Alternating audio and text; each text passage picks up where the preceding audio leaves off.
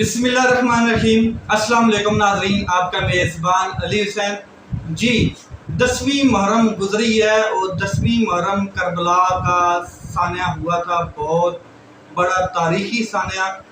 लेकिन 10वीं मुहर्रम जो करबला का सानिया है वो एक पैगाम देता है उम्मत मुस्लिमा को और दुनिया के तमाम लोगों को। वो पैगाम क्या है? वो पैगाम ये है कि जालिम के सामने डट कर खड़े हो जाओ और बिल्कुल सर कटाना मंजूर है मगर उसके सामने झुकना मंजूर नहीं है। ये पैगाम हज़रत इमाम हुसैन ने यजीद के सामने डट कर पूरी उम्मत मुस्लिमा को दिया और ये बताया कि यजीद जितना मर्जी ताकतवर रहे, जितना मर्जी उसके पीछे उसकी फौजें खड़ी रहें, उसके पीछे ताकतवर खड़ा रहे, खलाई मखलूक खड़ी रहे, जो मर्जी खड़ा रहे, और सामने सिर्फ इमाम हुसैन अकेले थे। ईमान और हक के खातिर उन्होंने अपना सर कटवाना मंजूर समझा मगर बैत नहीं ली यजीद से, उसके सामने झुके नहीं। तो ये पूरी उम्मत मुस्लिमा के लिए पैगाम। फिर जो इस टाइम पाकिस्तान में एक ख़ास किस्म की ताकतवर की यजीदियत चल रही है, 10वीं मुहर्रम वाले दिन सुबह सुबह जो जमशेद दस्ती साहब हैं उनके घर पे रेड होती है, उनकी घर पे फायरिंग होती है, उनके घर पे जो चार दीवारी का तकद्दुस है वो पामाल किया जाता है, फैमिली को हरासा किया जाता है, बच्चों को हिरासा किया जाता है। आपको याद होगा कि जमशेद दस्ती जो है उनके पहले भी एजेंसीज ने उनके घर पे रेड मारी थी और उन्होंने एक वीडियो बयान जारी किया था। इसी तरह 10 मुहर्रम वाले दिन जब यजीद के खिलाफ इस्लाम का और इमाम हुसैन का जो झंडा है वो बुलंद होता है, उस दिन पाकिस्तान में भी चंद यजीदियों ने, चंद ऐसे लोग मौजूद हैं जो ताकतवर का नशा रखते हैं और कुर्सी का नशा रखते हैं और हुक्म जारी कर देते हैं यजीद की तरह कि जाओ माओ बहनों बेटियों को परेशान करो। तो 10 मुहर्रम को भी क्रैक डाउन किया जाता है और पाकिस्तान तहरीक इंसाफ के चंद रहनुमाओं को उठा लिया जाता है, चंद रहनुमाओं के घरों में उनकी फैमिलीज को हरासा किया जाता है और चंद जो रहनुमा हैं उनके बच्चों को उठाकर मारा जाता है और वो जो वीडियोज़ हैं या वो ऑडियोज़ हैं वो चीखें जो हैं वो उनके बच्चों को सुनाई जाती हैं। तो यहाँ पर भी पाकिस्तान में भी यजीदियत का दौरा है। अब ये ख़त्म कब होगा? ये जो नंगे बादशाह हैं इनका इलाज तब होगा जब अदालतों में नहीं बल्कि अवाम सड़कों पर निकलकर अपने फैसले मनवाएगी। ये इन यजीदों का सड़कों के ऊपर इलाज होगा, वरना ये जो नंगे बादशाह हैं ये बिल्कुल भी नहीं मान रहे कि हक को तस्लीम किया जाए और जो मकबूल तरीन शख्स है जिसको अवाम जिसके साथ खड़ी है, अवाम जिसको सपोर्ट कर रही है, उसको ये ताकतवर लोग नहीं मानना चाहते। आपको याद है कि कूफा के लोगों ने हज़रत इमाम हुसैन को खुद खतूत लिख कर बुलाया था कि आप कूफा में आएँ, यजीद की जो हमें जो खिलाफत है वो मंजूर नहीं है, आप आए, हम आपको खलीफा मुकर्रर करना चाहते हैं। और जब हज़रत इमाम हुसैन चले गए, हज़रत इमाम हुसैन को रोकने वाले बहुत से लोग थे कि आप मत जाएं, कूफी ला यूफी यानी कि कूफी जो है वो किसी का वफादार नहीं होता, किसी से मुखलिस नहीं होता, ला यूफी का मतलब है।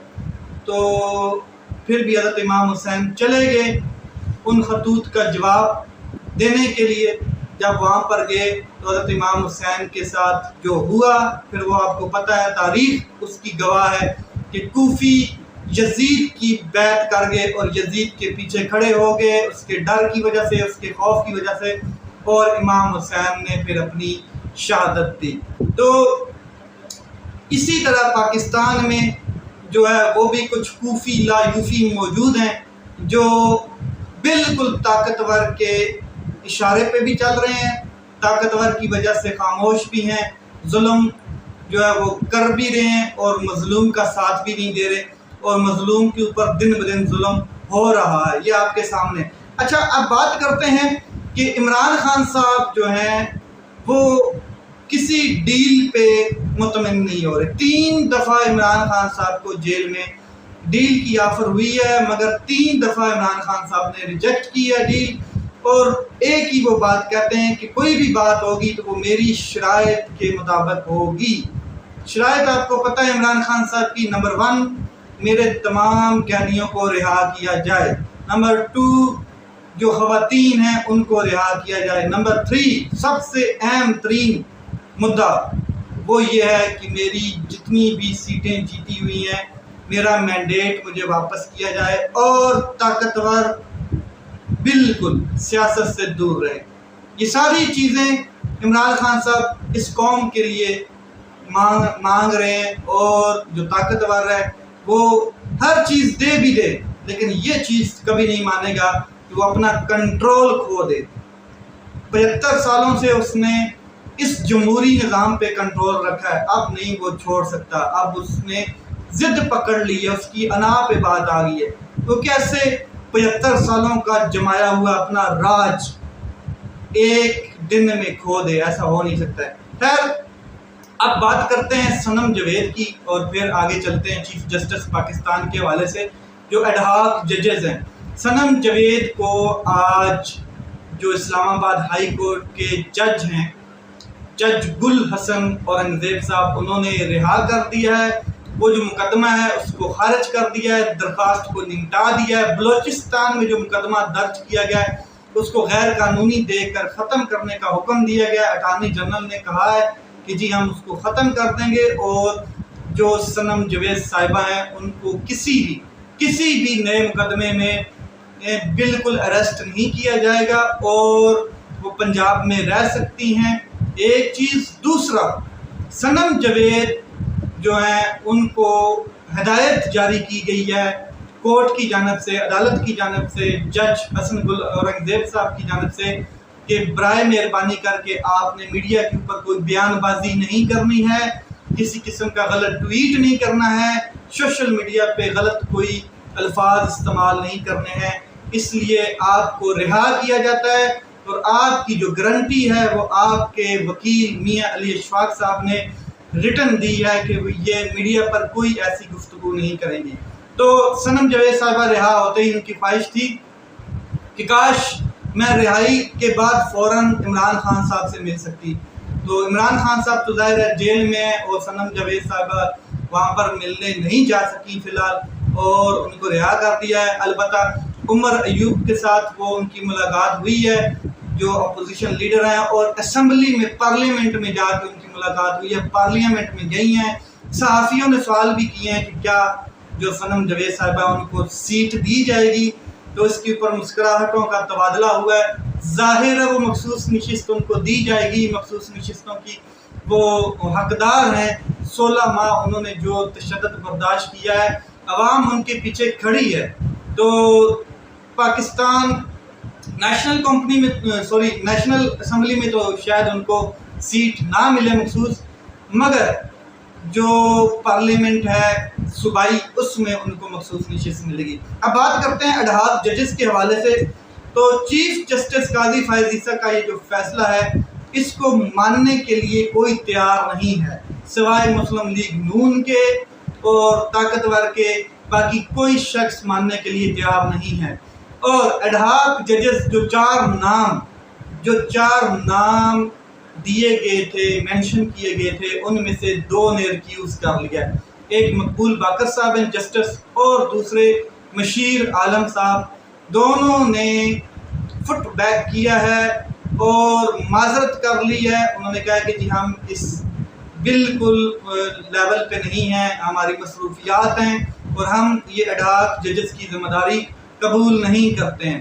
اب جو حامد خان صاحب ہیں انہوں نے وکلاء کو اکٹھا کرنا شروع کر دیا ہے، ایک پریس کانفرنس بھی کی ہے، اور انہوں نے کہا ہے کہ بالکل ایڈ ہاک ججز جو ہیں ان کو لانے کا صرف ایک ہی مقصد ہے، اور وہ مقصد یہ ہے کہ پاکستان تحریک انصاف کے خلاف جو آنے والے کیسز ہیں ان میں استعمال کیا جائے، ہم خیال لوگوں کو لایا جا رہا ہے، ایڈہاک ججز جو ہیں ان کو ہم مسترد کرتے ہیں، اور یہ آئین اور قانون کے بالکل خلاف کام ہونے جا رہا ہے، یہ بدنیتی پر مبنی ہے۔ احمد خان صاحب نے کہا، اور انہوں نے کہا کہ ہم ایک مضبوط قسم کی تحریک چلائیں گے اگر اس طرح کا کوئی فیصلہ لیا گیا۔ یہاں پر جو وزیر قانون ہیں جو اعظم تارڑ صاحب ہیں، دونوں تارڑ ہی ہیں، عطا تارڑ کی بھی بات کرنی تھی اس لیے وہ ذہن میں آ گیا۔ تو اعظم تارڑ صاحب جو ہیں وہ کہتے ہیں کہ جو مخصوص نشستوں کا معاملہ ہے اس میں جو 13 رکنی بینچ جس نے کیس سنا ہے فل کورٹ میں، وہی دوبارہ اپیل میں بھی سنے گا، اس میں ایڈہاک ججز نہیں بیٹھیں گے۔ تو یہ تو بات آپ کی چلیں درست مان بھی لائی جائے، لیکن جو آگے بڑے کیسز ہیں آنے والے ہیں ان میں آپ نے ایڈہاک ججز کے حوالے کر دینا ہے، خاص کر کے قاضی فائز عیسیٰ صاحب اور عمر ایوب صاحب بڑے تپے ہوئے تھے آج اڈیالہ جیل عمران خان صاحب سے ملاقات کرنے کے بعد۔ انہوں نے ریجیکٹ کی ہے ہر چیز، بالکل آرٹیکل 6 کے معاملے کو ریجیکٹ کیا ہے۔ پھر عمران خان صاحب کے ساتھ ان کی ساری یہ مشاورت ہوئی ہے اس چیز کے اوپر۔ پھر انہوں نے کہا ہے کہ جو بین کرنے کا معاملہ ہے، کسی کا باپ بھی پاکستان تحریک انصاف کو بین نہیں کر پائے گا۔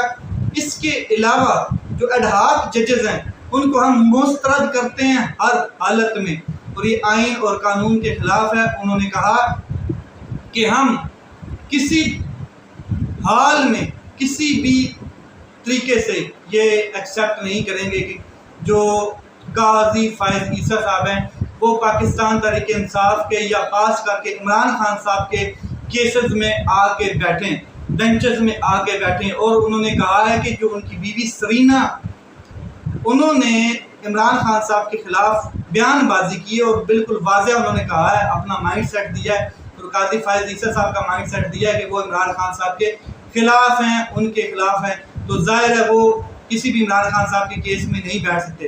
عطا تارڑ صاحب گرم جوشی میں آئے، عطا تارڑ صاحب کو کسی نے بھیجا تھا کہ جاؤ پریس کانفرنس کرو، یا ہوا کا جھونکا تھا کہ عطا تارڑ کو لے کے میڈیا کے سامنے آ گیا کہ بھائی جان بیٹھ جاؤ تھے پریس کانفرنس کرو؟ کس شخص نے پیچھے سے دھکا لگایا کہ کک ماری کہ جاؤ پریس کانفرنس کرو؟ بوندھلی ہوئی ایک پریس کانفرنس کی گئی ہے، اور اس بوندھلی ہوئی پریس کانفرنس کے پیچھے سٹینڈ لینے والا کوئی نہیں ہے۔ حکومت نے یہ فیصلہ کیا ہے کہ آرٹیکل 6 لگے گا، حکومت نے یہ فیصلہ کیا ہے کہ ہم مخصوص نشستوں کے حوالے سے اپیل دائر کریں گے، حکومت نے یہ فیصلہ کیا ہے، عطا صاحب کہتے ہیں کہ ہم بین کریں گے پارٹی۔ تو جو پارٹی ہے مسلم لیگ نون، وہ اس میں اختلاف پایا جاتا ہے۔ پیپل پارٹی کے بغیر یہ ان کی حکومت کوئی نہیں ہے۔ پیپل پارٹی سٹینڈ کرے گی ان کے پیچھے، تب یہ اس طرح کے بڑے بڑے کام کر پائیں گے، بین کر پائیں گے، آرٹیکل 6 کا ریفرنس لائیں گے۔ لیکن پیپل پارٹی پیچھے سٹینڈ نہیں کر رہی ہے کیونکہ ان کو اعتماد میں نہیں لیا گیا۔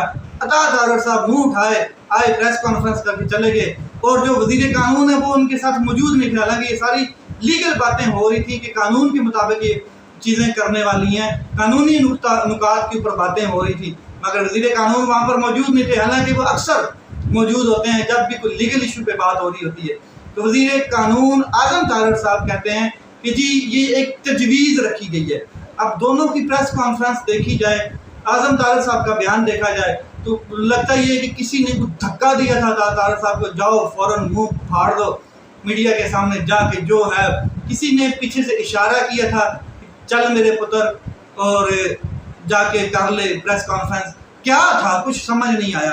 لیکن یہ سارے معاملات سپریم کورٹ آف پاکستان میں جانے والے ہیں، اور سپریم کورٹ آف پاکستان میں ایڈہاک ججز کو لایا جا رہا ہے، جس میں سے 2 تو پہلے بھی ڈرا کر چکے ہیں۔ قاضی فائز عیسیٰ صاحب کا آدھا پلان تو بڑھ چکا ہے، اب پیچھے 2 رہ گئی۔ کل بڑی اہم سپریم جوڈیشل کونسل کا اجلاس بلایا گیا 19 جولائی کو، اور اس میں انہی ایڈہاک ججز کے حوالے سے مشاورت ہونی ہے۔ لیٹس سی یہ مشاورت کس لیول کی ہوتی ہے۔